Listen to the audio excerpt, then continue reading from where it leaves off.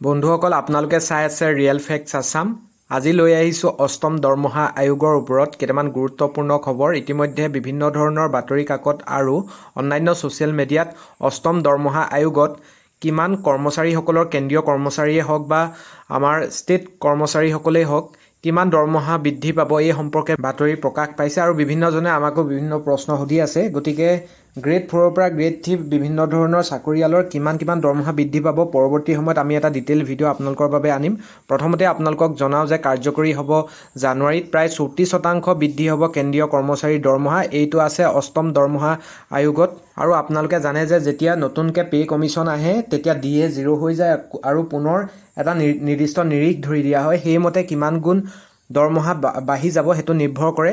গতিকে ইয়াত উল্লেখ কৰিছে যে কমেও 34% বৃদ্ধি পাব কেন্দ্ৰীয় কৰ্মচাৰীৰ বেতন আৰু যেতিয়া কেন্দ্ৰীয় কৰ্মচাৰীসকলৰ দৰমহা বাঢ়ি যায় তেতিয়া লগালগ ৰাজ্যিক কৰ্মচাৰীৰ বেতনসমূহো কিন্তু একে নিৰিখতে বৃদ্ধি পোৱা দেখিবলৈ পোৱা যায়। গতিকে অষ্টম দৰমহা আয়োগৰ সিদ্ধান্তত চৰকাৰে মোহৰ মাৰিলেই চাকৰিয়ালে বৰ্তমানৰ তুলনাত অধিক ধন লাভ কৰিব, সমানে বৃদ্ধি হ'ব পেঞ্চনো আৰু দেশৰ কেন্দ্ৰীয় কৰ্মচাৰী আৰু পেঞ্চনাৰসহ মুঠ 11 নিযুত অহা বছৰ জানুৱাৰীৰ পৰাই সৰহীয়া মাত্ৰাত ধন লাভ কৰাৰ সম্ভাৱনা আছে। এইবাৰ দৰমহা আয়োগে কৰ্মচাৰী ফিটমেণ্ট ফেক্টৰ 1.83 পৰা 2.46% ধাৰ্য কৰিছে, যি হৈছে পূৰ্বৰ তুলনাত অধিক, অৰ্থাৎ প্ৰাথমিক বেতন বৃদ্ধি কৰিবলৈ উদ্যোগ গ্ৰহণ কৰিছে। অৱশ্যে বৰ্তমানৰ গতিলৈ লক্ষ্য কৰি দৰমহা বৃদ্ধিৰ প্ৰক্ৰিয়া বিলম্বিত হোৱাৰো আশংকা আছে। আৰু সমৰ্থিত সূত্ৰই প্ৰকাশ কৰা মতে কেন্দ্ৰীয় চৰকাৰে দৰমহা আয়োগৰ কেইবাটাও সিদ্ধান্তত বৰ্তমান পৰ্যন্ত অনুমোদন দিয়া নাই। সৰ্বোপৰি ৰাজকোষৰ সৈতে সামঞ্জস্য ৰাখি বেতন বৃদ্ধি কৰিবলৈ চেষ্টা চলাইছে চৰকাৰে। যিহেতু আপোনালোকে গম পায় যে অলপ ধাৰ হৈ আছে কেন্দ্ৰীয় চৰকাৰৰ, গতিকে সকলো কথা বিবেচনা কৰি আগৰ তুলনাত এইবাৰ কমেই হ'ব, কিন্তু আগৰবাৰ বহুত দিছিলে।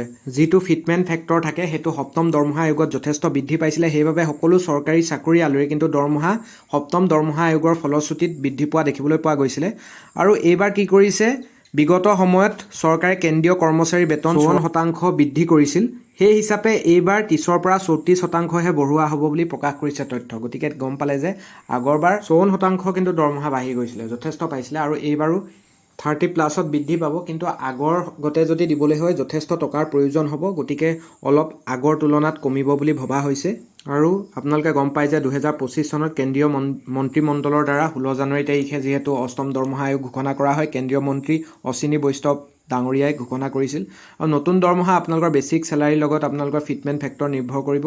প্ৰিভিয়াছ কমিশ্যনত 2.57 আছিল আৰু সেইবাৰ 3.68 ফিটমেণ্ট ফেক্টৰ দাবী কৰিছিল, আৰু এইবাৰো যিহেতু 3+ বিচাৰি আছে, গতিকে ফিটমেণ্ট ফেক্টৰৰ ওপৰতে নিৰ্ভৰ কৰিব। চৰকাৰে যিমানটো ৰাখে এতিয়ালৈকে যিহেতু নিৰ্দিষ্ট কৰা নাই, সেইমতে আপোনালোকৰ দৰমহা বাঢ়িব। বেছিক আপোনালোকৰ চেলাৰীৰ লগত ফিটমেণ্ট ফেক্টৰ যিমানটো বঢ়াই দিয়ে, যিমান গুণ বঢ়াই দিয়ে, সেইমতে আপোনালোকৰ দৰমহাবোৰো বৃদ্ধি হ'ব। ইতিমধ্যে বিভিন্ন নিউজ চেনেলসমূহে কিমান দৰমহা বাঢ়িব এই সম্পৰ্কে কোনেও স্পষ্টকৈ ক'ব পৰা নাই। গতিকে সকলোৱে বেলেগকৈ এই নিৰিখসমূহ জনাই আছে। কিছুমানৰ মতে 2027 চনতহে অষ্টম দৰমহা আয়োগ লাগু হ'বগৈ, কিছুমানৰ মতে 2026 চনৰে পৰা হ'ব।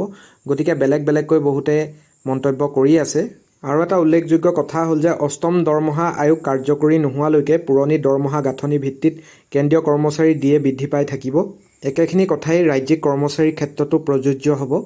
আৰু DA আকৌ পুনৰ 4% বৃদ্ধি হ'ব পাৰে। গতিকে 4% DA যদি বৃদ্ধি হয় তেন্তে পুনৰ 55%ৰ পৰা 59%লৈ বৃদ্ধি পাব আপোনালোকৰ ডিয়েৰনেছ এলাৱেঞ্চসমূহ। গতিকে যদিহে অষ্টম দৰমহা আয়োগে অলপ বিলম্ব কৰে, তেওঁলোকে সকলো ধৰণৰ লাগু কৰাত অলপ যদি বিলম্ব হয়, তেনেহ'লে 2027 চনৰ আশে-পাশে আপোনালোকৰ দৰমহাসমূহ অষ্টম দৰমহা আয়োগৰ নিৰিখত হ'ব।